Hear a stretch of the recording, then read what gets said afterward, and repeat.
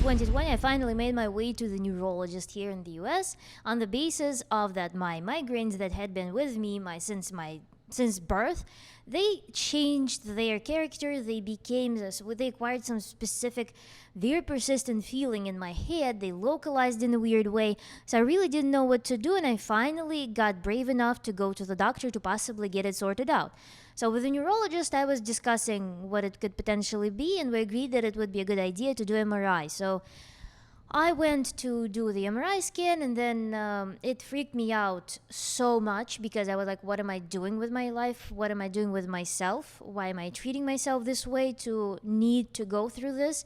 Because when you do MRI scan, there is a part of it where you are getting injected with the contrast, which is barium, and barium precipitates in the brain, and it's impossible to remove it out of there. So it's with you forever. And even after repeated MRI scans, you have those precipitates, they can be visible.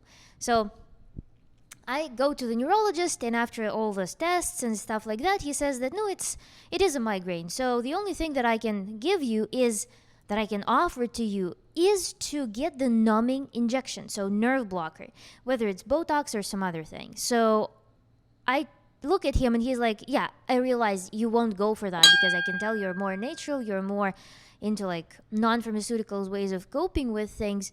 So here is the gymnastics that possibly can alleviate your migraines. And I started asking questions like, what could be causing the migraines in the first place? And he didn't have any answers. So with that, I realized that the doctor, on the behalf of the Western medicine, literally told me that there's no solution besides symptomatic treatments, which happens with pretty much every condition out there. And either it's symptomatic treatment or something more advanced, something that blocks certain mechanism causing some symptoms to manifest. So it will be like second level of complexity. But this is what basically modern Western medicine treats because it's the most scientific. It's like on par with overall digitalization of our mind. When we detach from nature, when we detach from being able to see the wholesome picture, we start operating, we have tendency to operate with zeros and ones. Symptomatic treatments or simple blockers, whatever it could be for any condition, they really fit into this way of approaching natural sciences that also are tempted to be zeros and ones. So this polarization is very scientific and easy to approach. It's very easy to prove because, yeah, symptom is there, it's one. Symptom is no longer there, it's zero. So it's very binary, very easy to tackle. I literally received a blessing from the doctor to go and figure it out on my own. So the first thing that I wanted to try was Ayurveda. And actually, it was a nice contrast between the Western approach and the holistic Eastern approach. And I really enjoyed reading through the books, listening to the Ayurvedic lectures. However, there were so many things that didn't make sense to me. So I could say that studying Ayurvedic approach, gave me confidence in approaching life in a holistic fashion. So Ayurveda, as you might know, it doesn't separate mind, it doesn't separate the energetic things from the materialistic, like from the things that have matter, substance, mass to them. And this really appealed to me because in general the philosophies that are related to Ayurveda were pretty close to me. They were existent in my life before I got introduced to this teaching. So Ayurveda proposes not only some dietary guidelines, not just some remedies, but also how to organize and structure your life overall. When you wake up, how you wake up, hygiene, self-care, all of those things. And they're all based on body constitutions. So yeah, I started studying Ayurveda, but there were certain shortcomings that didn't make sense to me, that I could not accommodate, such as consumption of dairy. And another thing is that, of course, everything there was pretty much cooked. Even though, of course, raw plants were advisable to eat, such as fruits, but most of the things that Ayurveda proposes would be cooked foods. And again, inclusion of dairy. Dairy is something that I cannot eat because I don't like it. I cannot stand the taste, flavor, smell, anything. It's just something terrible. I haven't been able to eat dairy since I was baby, basically. And so this thing, and another thing that was a red flag to me about the Ayurvedic treatments was that, again, it is based on the treatment, so it doesn't fully eliminate the psychology of doing something but then still needing some treatment.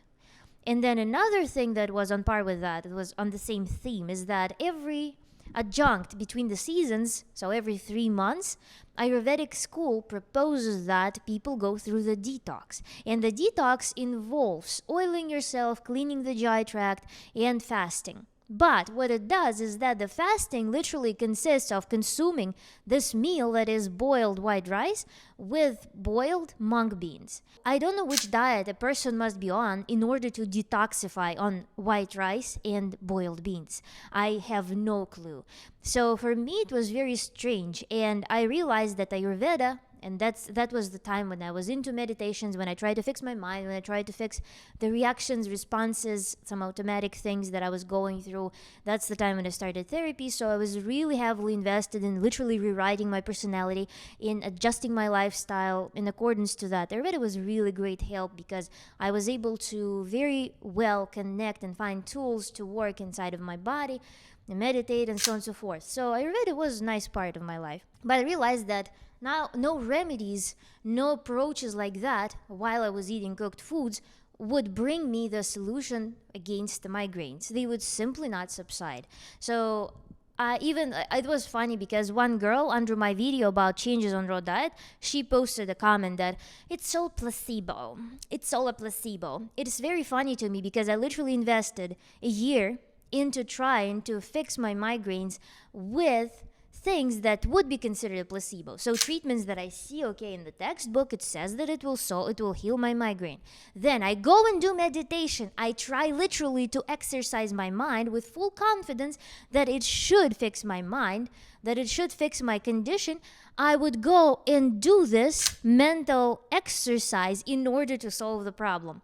Then I even tried letting it go. Then I also found a bunch of blockages in my body that were also related to the migraine feelings.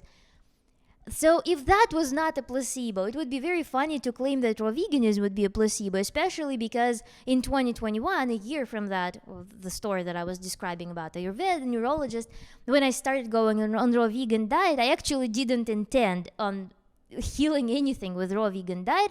I was literally going to just clean my body and see how it goes. And also, again, it was just something that I had been studying by then for several years. I tried it a month at a time during the Orthodox Lent because this is the tradition that my people were following for hundreds of years. So I figured that there must be some wisdom in that because all people have those fasting moments every so many months. So I was observing Lent by being raw vegan for a couple of months out of the year. I really enjoyed that, but it also I didn't go fully in that. I was still introducing eggs once, every 2 weeks or so.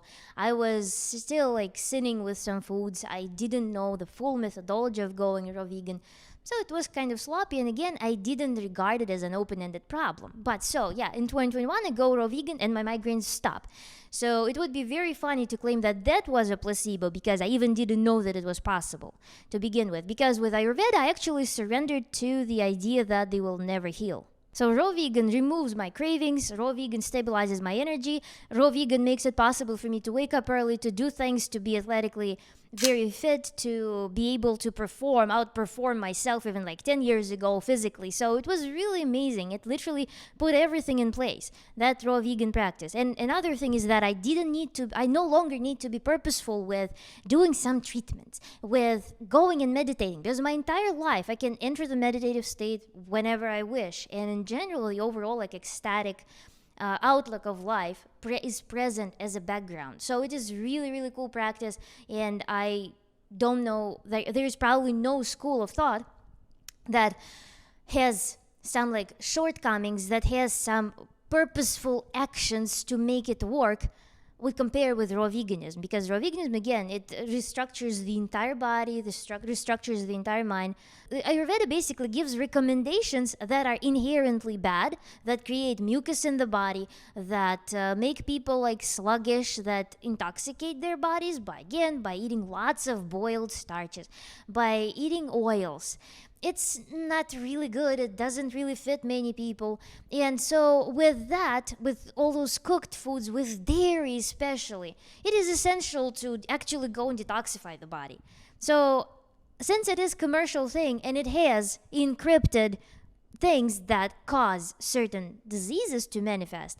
This makes me not trust the Ayurvedic practice as well. So I disagree with it, and I'm not following that. But I would recommend anyone to read about it because the system still has certain valuable advice in terms of, again, how to structure your life, what practices to include besides just even dietary guidelines. And in fact, the dietary guidelines that they propose, they do work, but they are not needed on raw diet as well. So you know how they have like different body constitutions, and you can have different dietary recommendations depending on your constitution to balance your energies, to balance like fire and air and water in your body. So those things are not necessary on raw diet as well, because your diet, either if you eat something that does not quite belong into your palate from the family of raw foods, then you will just eliminate it very easily because you eat so much fiber, you eat so much functional like hydration you consume. But if it's, and then the rest of the foods are just in perfect affinity with you. So that's another factor that makes raw vegan lifestyle just superior over any like teaching that tries to overcomplicate things, in my opinion.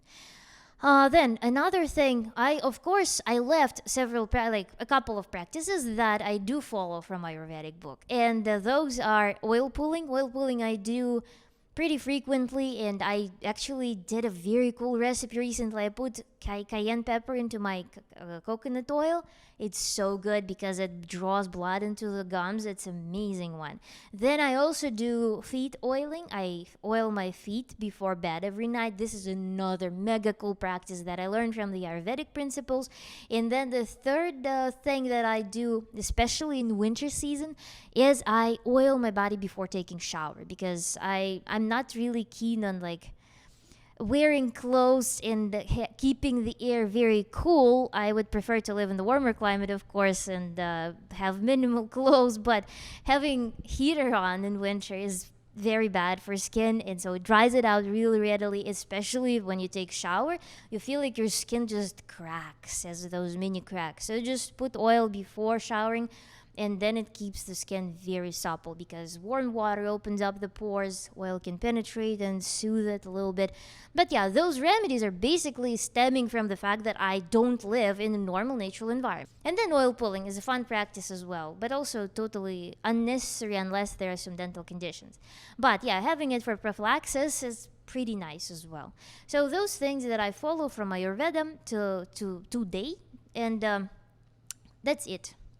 But yeah, so this was my journey from going from like Western medicine, realizing I have many stories about encounters with medical specialists. Actually, encountered Western medicine, decided to switch over to Eastern medicine because Western medicine failed to perform to heal my condition for.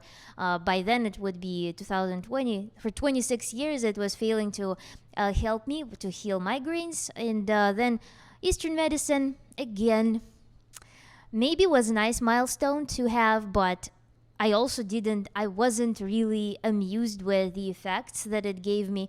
And again, for people who come from a super duper non-physiological lifestyle, maybe Ayurveda will be a cool thing. But for people who are literally considering switching to a raw diet, who already have very good lifestyle, Ayurveda, I don't know. I have many questions to the philosophy altogether. And then I switched to raw veganism without even suspecting that it could heal me. And here I am. It did. And it actually was the most optimized, the most easy to follow, the most effortless and beautiful practice that I could ever possibly imagine. So this is my example. This is my anecdotal anecdotal story, self-reporting. So thank you for watching. Leave your comments below, and maybe tell me something that I don't know about Ayurveda. Maybe you had similar story. What other practices are of interest to you? What you tried? What didn't work? What worked? Share in the comments and let's discuss. But yeah, raw veganism